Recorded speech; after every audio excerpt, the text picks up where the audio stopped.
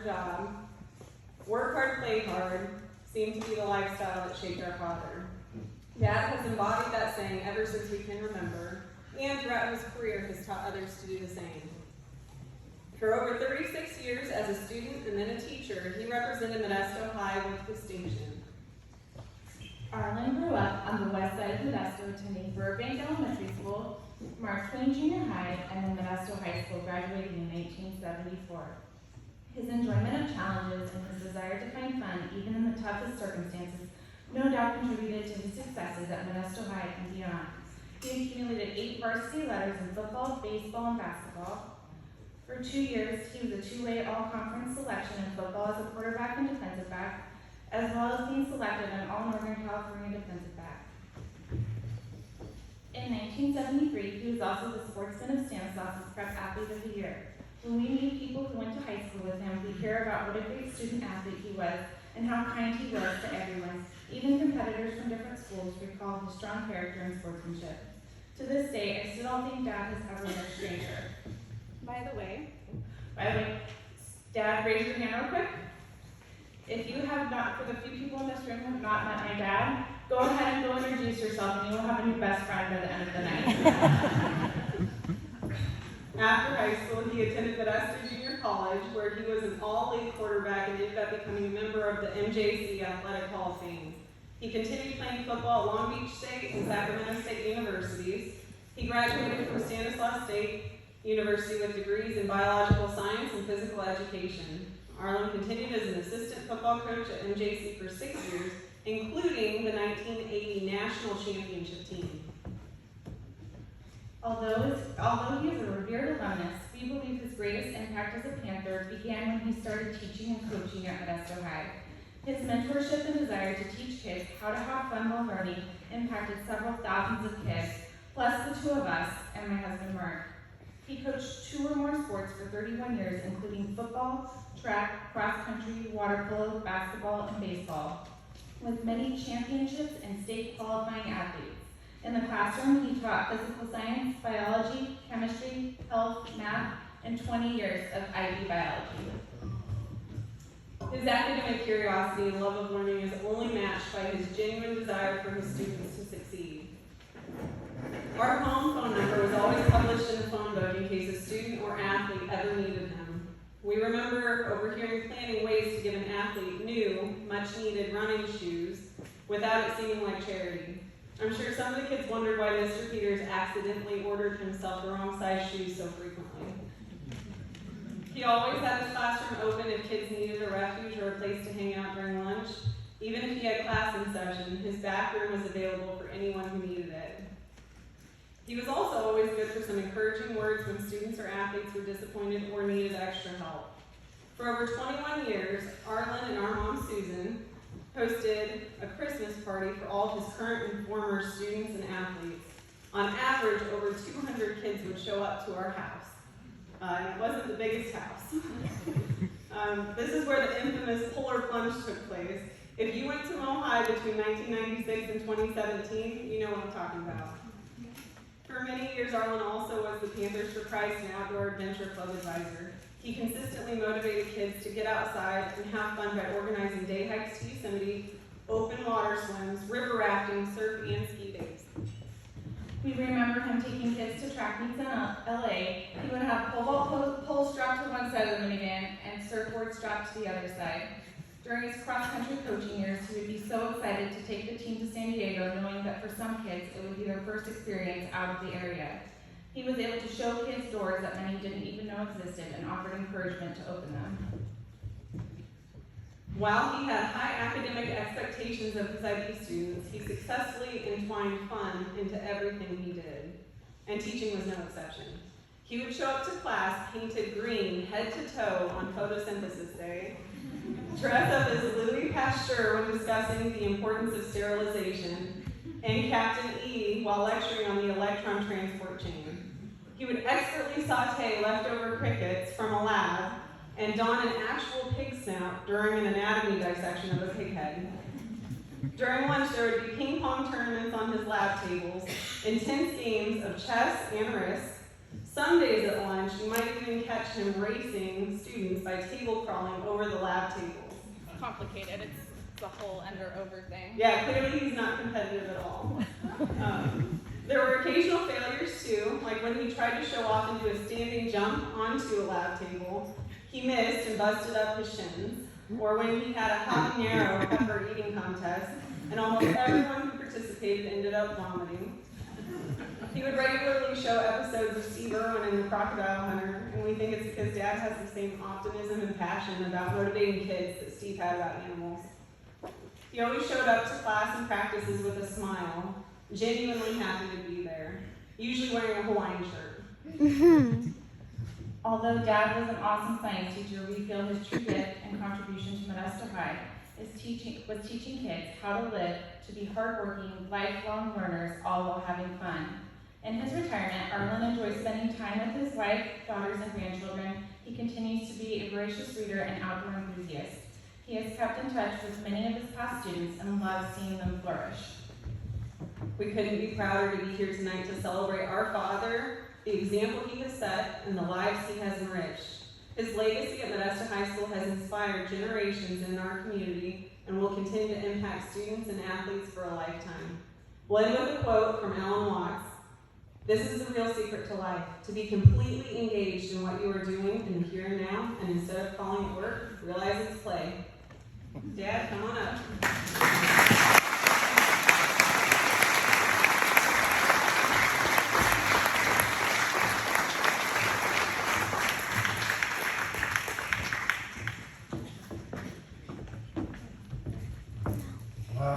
Wow.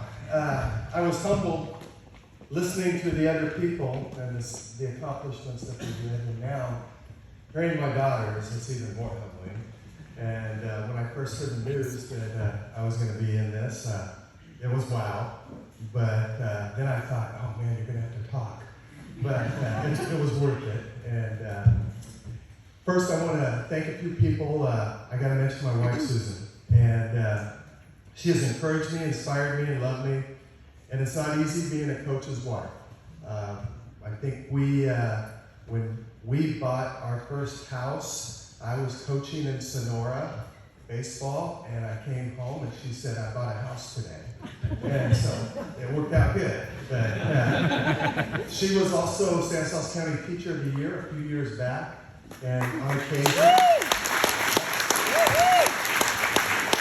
I would get to go watch her teach because she was in a different district and the calendars were different.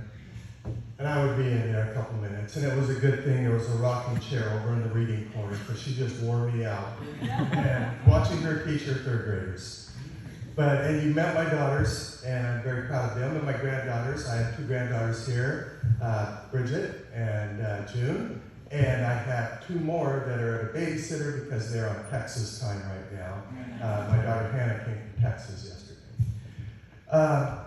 I also have two great son-in-laws, Mark and Taylor, who I am very confident that if anything ever happens, they have my daughters. They will take care of my daughters and my grandkids. And not only that, but I got to teach Mark and his junior and senior year in biology. And he taught me something too. We were at the senior day at the Manteca water slide, and I found that he taught me how to stop in those tunnels with your arms, elbows, and your knees, and you could stop and then roll up your mat, spread your legs across, and beat the kids as they came through your legs. And it was awesome. And then we got our little wristbands taken away. But I was a chaperone, I had more. So, it was great. I also want to recognize my mom. She was a Modesto High graduate in 1954. And my mom and dad instilled good values in me and the desire to compete. They would be out playing catch with me or shooting hoops or something like that. And then I had a little brother that came along, and he also we could play catch anytime and shoot and just do everything. Let's see here. I wanted to say something. Oh, well. Okay. two things happened to me in high school that helped shape me. Number one, it was, I think, my freshman year, summer basketball. And I was playing basketball, and I was just being a jerk. I was probably swearing and just being a jerk. And after the game, I came out the door, and my dad came up to me and said, if you ever act like that again, you'll never play another game. And I believed him. And that helped me a lot. And then during my sophomore year, I started going to church and following Jesus, and that had a big impact on me still, too, also. I had coaches that are in the Modesto High Hall of Fame. Don Adams, Carl Finch, Lynn Kaiser, they were my coaches. Mr. Adams used to eat lunch with me 2 days a week in the cafeteria to talk football during football season. Carl Finch would have sit-down talks with me also. And Lynn Kaiser, I felt like I was part of his family. He had a swimming pool. And so we would go over there swimming. There were a lot of great teachers, and being a student at Modesto High was awesome. And one of the reasons I wanted to coach and teach was the great experiences I had. And I had a calculus teacher my senior year, and her daughter happened to go to Downey High School. And I have much more respect for Downey now after hearing about Mr. Thomas Downey. But one day we came into class, and this was Downey week, and she handed us keys to her house, the address, because her daughter was a Downey High School Downey High Schooler, and she rooted for Downey. And she said, had some toilet paper. She said, I need you to go over to my house, my daughter's room, and toilet paper. So there was about 10 or 12 of us, and we went out and piled in Stan Lubeck's big giant station wagon. This is during school, okay, during class. We sped across town, we went in, we emptied all the drawers and the dressers, we turned the bed upside down, TP'd it, came back, and Mrs. Stolman was happy. And she happens to be here. She's right over there. And I didn't know she was going to be here, but I had that story already down. I also want to mention, after attending Modesto High, two other people that were coaches that had a big influence on me. Phil Delaporte, who was over there, and Mike Lyons. Their attention to detail were and still are one of the things that make them great coaches still. I try to be detail-oriented in my coaching without using their colorful language. At Modesto High, I had many coaches that were great coaches. I got to coach with Mr. Finch, Carl Finch. Mike Chioli is here, Jim Perducci. Let's see, there was a lot more. But Ron Long is here, Brian Hesse. But those were fun years, and you probably heard some of the things that we did and we had fun with. And there were game nights that would go late into the morning hours. Hannah failed to mention the polar plunges when you only got to go in the pool at 8 o'clock. And so about 5, the kids were lined up ready to jump in. And so, Hannah, Ashley, let's go. So we go out, Ashley did it, just Hannah. And we go out the front, and we come around, and there was a side fence where we climb up, get up on the roof. And so then we time it, so Hannah and I'd be running off the patio roof, jumping into the pool before anybody else got in. And we just had to have fun, a little bit more. And then I would get scolded by my wife. There are so many different stories I could tell about the amazing students. Not just the students, the parents also. Mr. Murphy is here. He went on some of those San Diego trips and took carloads of girls through the Hollywood Hills and then all through San Diego. And we just had a blast on those. Great parents, great students, great staff, great support staff. Mrs. Scott, she was the bookkeeper. When I needed money, I knew where to go to. It was her. And since I haven't been perfect, but I wanted the kids to have a great time like I had a great time when I was in school. And the experience that I had, not just my kids, but the other kids. They were my kids too. and that's how I felt like that.